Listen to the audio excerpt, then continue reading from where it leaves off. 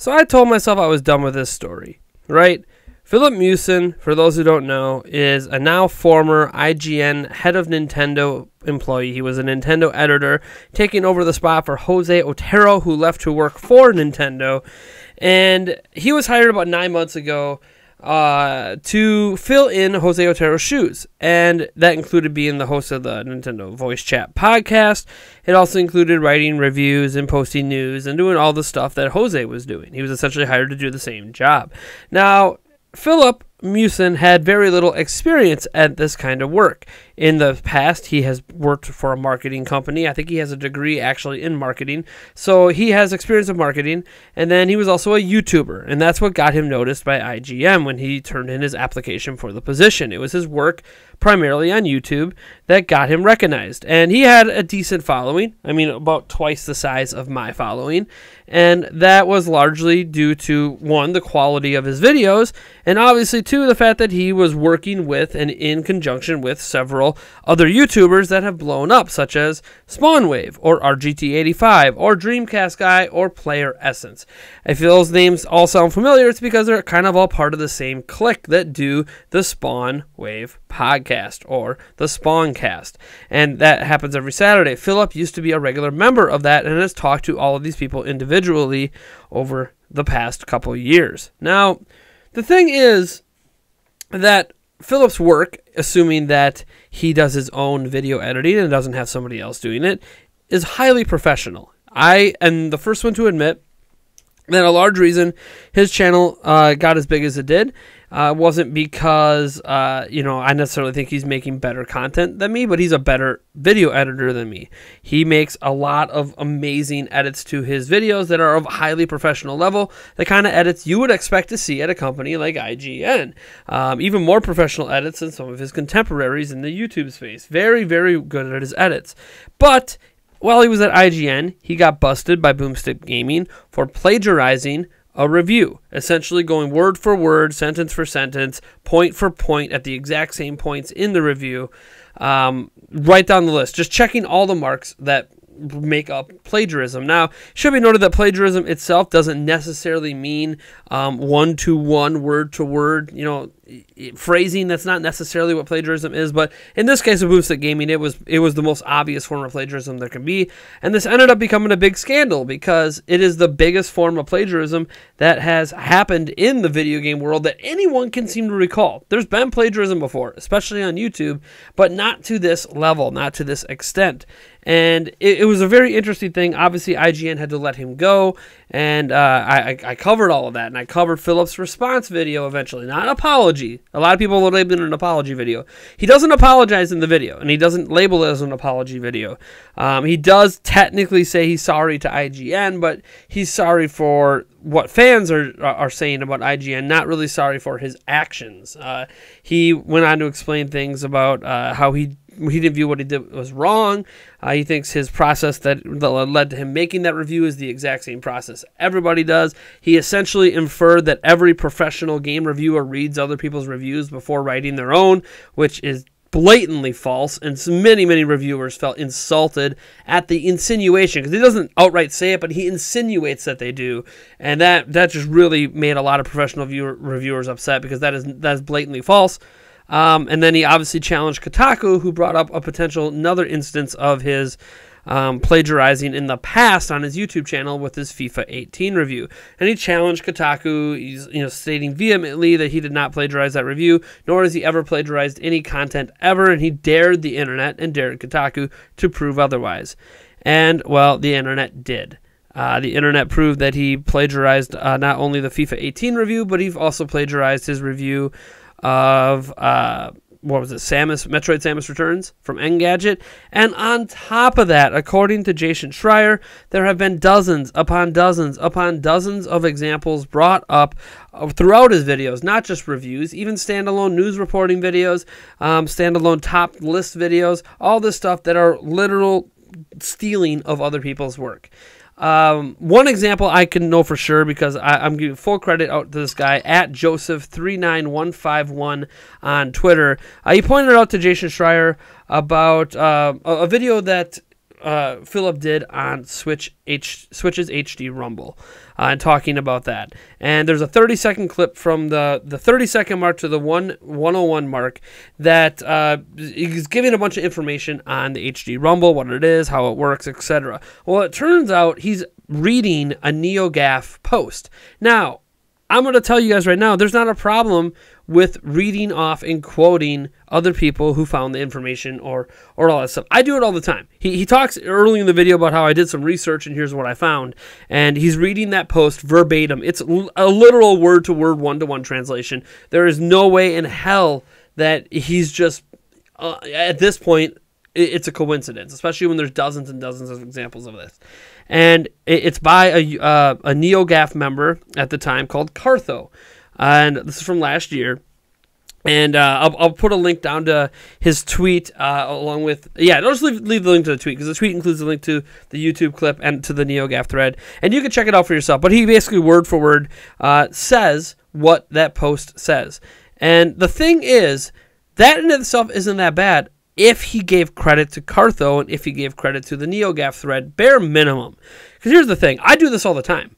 When in doing my research, I'm finding tweets, I'm finding forum posts, I'm finding Reddit stuff, I'm finding websites, and I quote them. And I say literally what their post says. There's times, even for Kotaku, I have read the Kotaku article or large parts of the Kotaku article on my video. The thing is, though, the difference between what I do and what he did is throughout his entire 4+ minute video, he never mentions that he is quoting someone from NeoGAF. He never mentions he got the information from NeoGAF, let alone the individual member. He won't even mention the place he got it from. He just says, in doing research, he discovered this, and he makes it seem like he is the source of this information, that he is super, super informed on this stuff and didn't get the information from somewhere else. And that's the stark contrast between that and then what I do, where I'm quoting stuff all the time, but I'm always like, so I got this from Kotaku. I was reading on Kotaku. I was reading, like I just did, mentioning Joseph at Joseph39151. I got this off Twitter. Like, it's crazy. And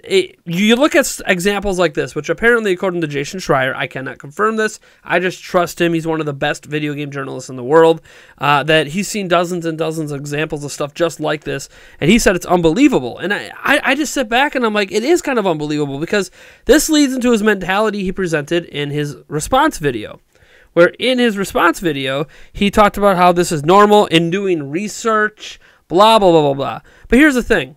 Even in doing research on news, which I do all the time, you can't not credit where you get your information from. I don't care if it's Wikipedia. I don't care if it's a random Twitter person, another YouTuber, a forum member somewhere. It doesn't matter where you got your information from. You need to credit the source of the information. If you do not credit the source of the information, you are not only being disingenuous to your audience, you are literally stealing. Now, I understand in this example, if you dig into it, we're talking about facts about HD Rumble and blah, blah, blah. And you can argue till the cows come home that, you know, it doesn't matter that it's a stealing of the exact wording, because, you know, it's just stating a bunch of facts. But reality is that you still should state where you got that information from, because he didn't get that information from hands-on experience. He didn't get it, you know, if he had got it from a user manual from Nintendo, he would have probably mentioned it. So in the Nintendo user manual, it says, he probably would have said that. But because it came from a random forum person, a random person on Twitter, all this stuff,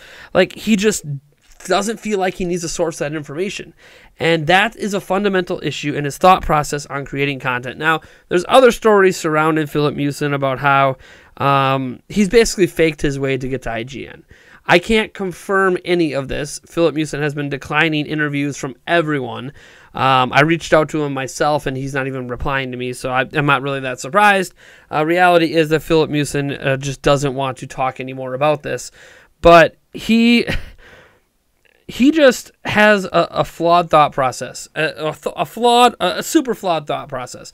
He, essentially what I have heard, I can't verify this, but he used to be a massive Destiny player that was editing the Destiny wiki at IGN and trying to get hired to IGN through doing that. There are employees at IGN that were hired from editing the wiki, so it's not necessarily a flawed way to get into IGN. It's just, you know, there's no guarantee. You don't edit the wiki expecting them to hire you because you're making sweeping wiki edits. And so then Switch started blowing up, and other channels were blowing up because of Switch. So then he hopped on the Switch bandwagon, is what it at least looks like. And then, basically lied to a bunch of people to seem like a genuine content creator that wasn't just jacking other people's information, other people's ideas, and other people's videos, and doing his own fancy editing, and he's a decent looking guy, so he's a nice guy to have on camera in comparison to someone like me, and whatever, and got in with the crowd with Spawn Wave and everything, and kind of went from there and ended up leveraging that to get a job at IGN, which apparently was his end goal. Now I can't verify a lot of the story. This is just things I've heard from people who know him, but it's what I end up feeling in the end of the day is that Filip Mewson's an extremely manipulative person. There's no way at this point he can't know what he did was wrong. If his I don't even say moral compass, if his integrity internally is that I can just take information from anywhere, never credit where the information comes from, act like it's all from me, and that's okay, then I don't know how he was raised, but something in there isn't quite right. And I don't want to blame his parents. I don't want to get personal like that. But clearly there's a flaw in his thinking. And that's why I honestly don't think that's the case. I don't think that he thought this stuff was okay. I think what he thought is that including sources like that sometimes doesn't make for the greatest of videos, right? It doesn't always flow the best. I know this from my own reporting. Like Kotaku said, or this person said, like it makes people dismiss things at times. It makes them not want to listen to you. So on the surface, I can see why he's like, look, my goal is ultimately to get to here. And to get to here and use the skills I have available to me, I'm just going to use other people's stuff, combining with a few of my own thoughts, and put it out there, edit it all together, never give credit to anyone, and make everything seem legit. And that's going to get me hired. And it worked. To his credit, it worked. But unfortunately, while working at that place, he couldn't stop doing that because that's what got him to where he was. It's what he's used to, so he kept doing it, thinking it's normal. It's not normal. What Filip Mewson has been doing on his YouTube channel, what he did at IGN, and who knows, there could be other work he's written at IGN. They have to review that too and make sure that none of that's stolen or not credited properly anyways, it's terrible. It's not what you do. It's not what any respectable person covering the video game industry does.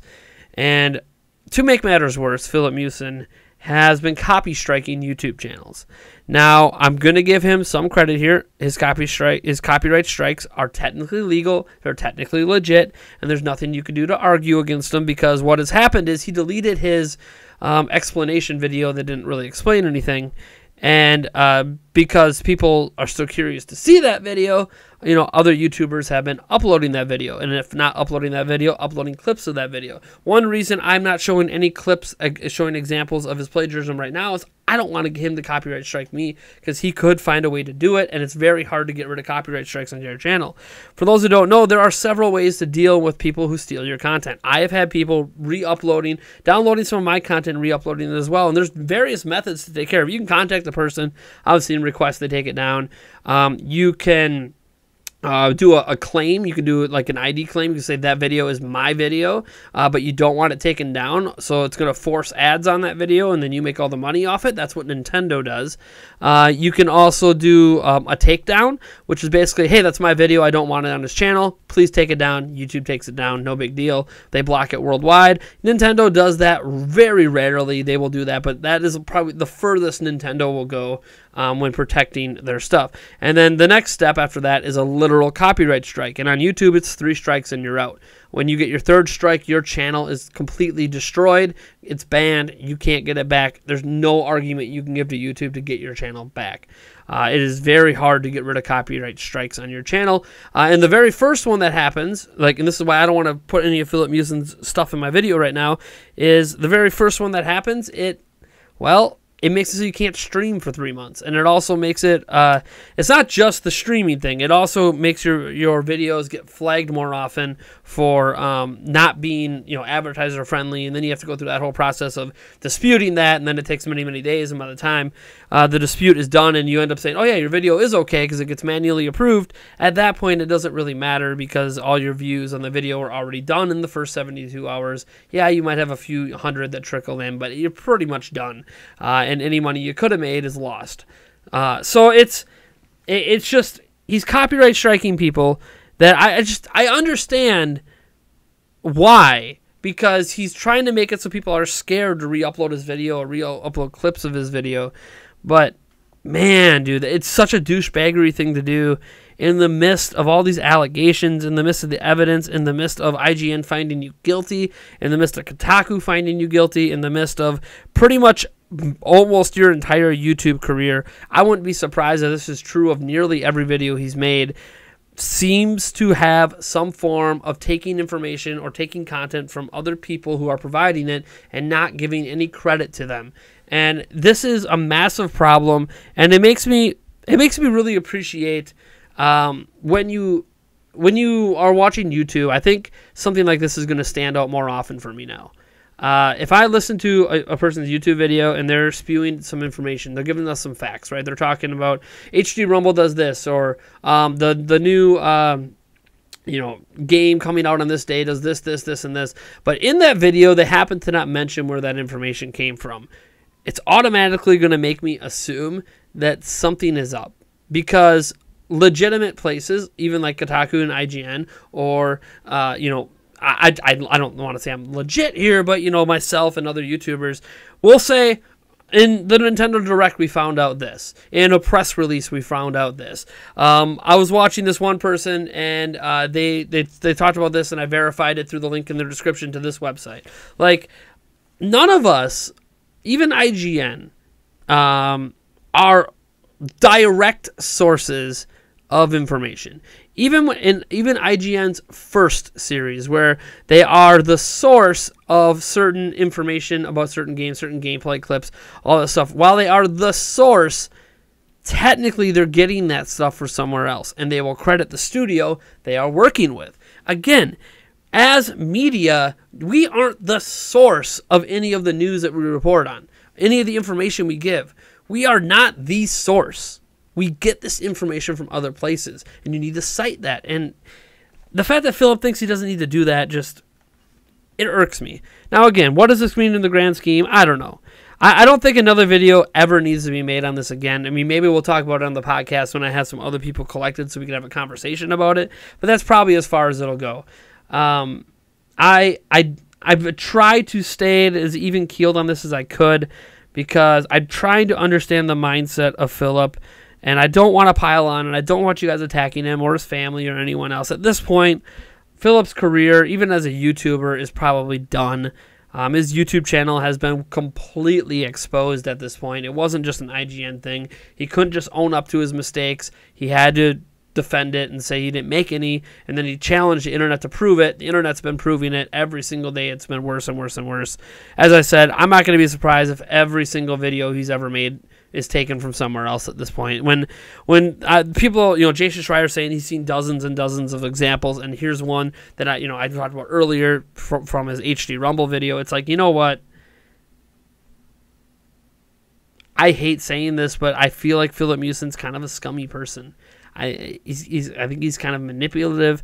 I think that he's not an honest person, and unfortunately, he's gonna have to live with that.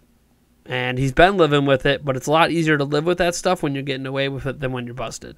He's busted now. I think his career in this is over. I don't think his life is over. As I said, if he apparently used to work in marketing at some companies, he can easily go back to that and probably not have any of this follow him, especially if it's not online marketing.